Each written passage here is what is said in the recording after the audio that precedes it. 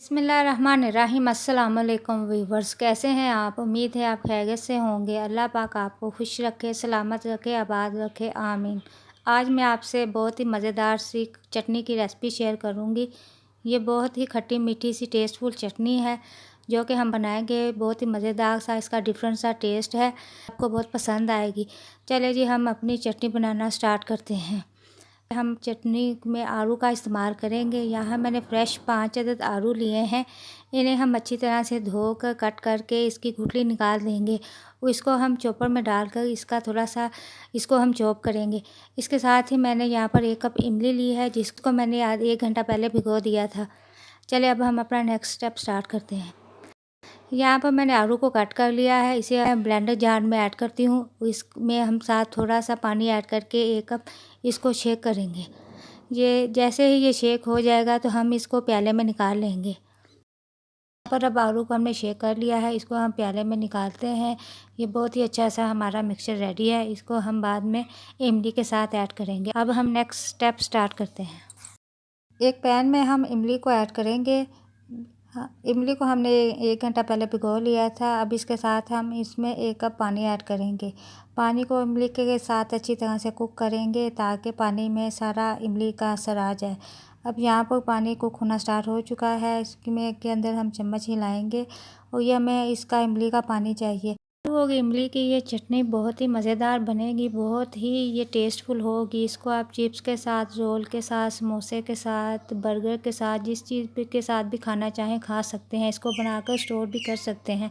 ये अच्छी तरह से कुक हो चुका है। अब हम इस चूल्हा बंद कर देंगे और इसको ठंडा होने के बाद इसको छान लेंगे।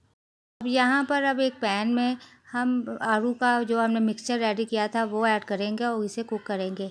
इसके साथ ही हम इसमें 1 कप चीनी ऐड करेंगे। चीनी को और आलू के पेस्ट को हम अच्छी तरह से मिक्स करेंगे, इसे कुक करेंगे। चीनी जब तक अच्छी तरह से मेल्ट नहीं हो जाती, इसे आलू के साथ हम मिक्स करेंगे, चम्मच हिलाते रहेंगे। अब ये यहाँ पर जब अच्छी तरह से चीनी हमारी मेल्ट हो चुकी है तो इस पॉइंट पर हम इसमें इमली का पानी ऐड करेंगे जो हमने पहले ही तैयार करके रखा था। अब हम इमली के पानी को और आलू के पेस्ट को हम अच्छी तरह से मिक्स करेंगे और इसे कुक करेंगे। ये हमारी बहुत ही मज़ेदार सी चटनी बनकर तैयार होगी। चटनी अच्छी तरह से कुक हो रही है। अब यहाँ पर थोड़ी सी हम सुरख मिर्च पाउडर ऐड करेंगे और इसके साथ ही हम थोड़ा सा ज़ीरा पाउडर और साथ हम 1 चुटकी काला नमक ऐड करेंगे। हम ये मीठी चटनी बना रहे हैं तो इसलिए हम स्पाइसेस की मिकदार बहुत कम रखेंगे। इसे अच्छी तरह से मिक्स करेंगे, कुक करेंगे जब तक ये थिक नहीं हो जाता। ये चटनी बहुत ही मज़ेदार बनेगी। इसको आप स्टोर करके भी रख सकते हैं। अगर इस पॉइंट पर स्टोर करना हो तो आप इस पॉइंट पर इसमें थोड़ी सी टाटरी भी ऐड कर सकते हैं। यहाँ पर मैं 2 चम्मच इसमें कॉर्नफ्लोर ऐड करूँगी। पानी में मिक्स करके इसमें 2 चम्मच कॉर्नफ्लोर ऐड करेंगे और इसे अच्छी तरह से मिक्स करेंगे ताकि हमारी चटनी थोड़ी सी थिक हो जाए। अब इसे मज़ीद मुसलसल 5 मिनट तक कुक करेंगे। ये आहिस्ता आहिस्ता थिक होती रहेगी। चटनी को पकते हुए 5 मिनट हो चुके हैं। ये काफ़ी हद तक थिक हो चुकी है। अब यहाँ पर मैं 1 चम्मच तेल ऐड करूँगी। इसे भी हम चटनी में अच्छी तरह से मिक्स करेंगे।